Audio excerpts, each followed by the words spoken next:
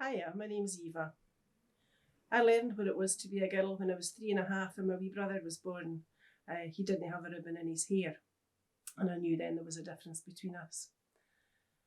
When I was 6 or 7, it was reinforced what it was to be a girl, because all the kids that grew up round about me then, when I lived in Crieff, were boys, and they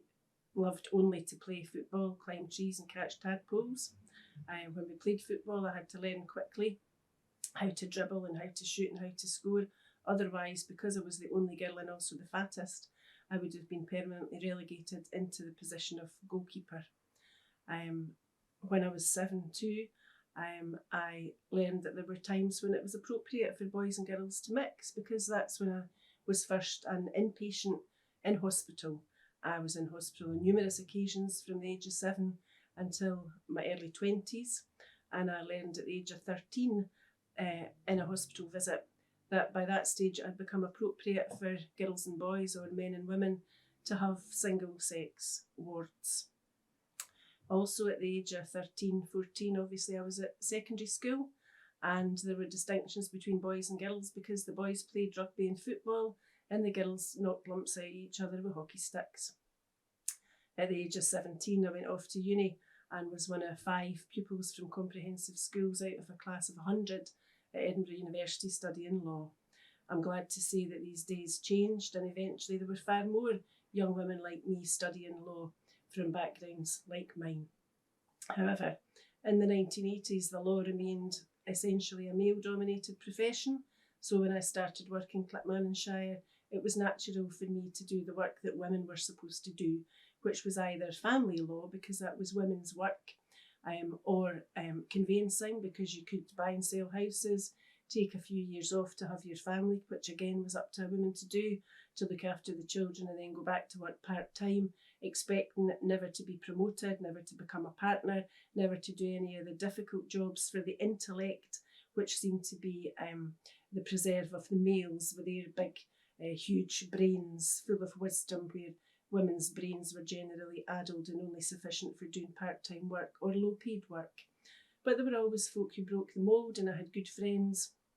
good women who were role models for me, who assisted me greatly in getting on in life and having the ambition that until then seemed mainly to be the male preserve.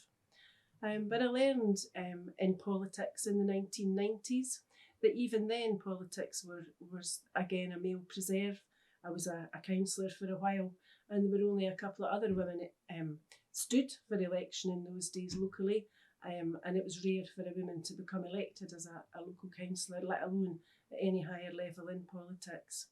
And as the years progressed and I was in and out of hospital again and worked in various different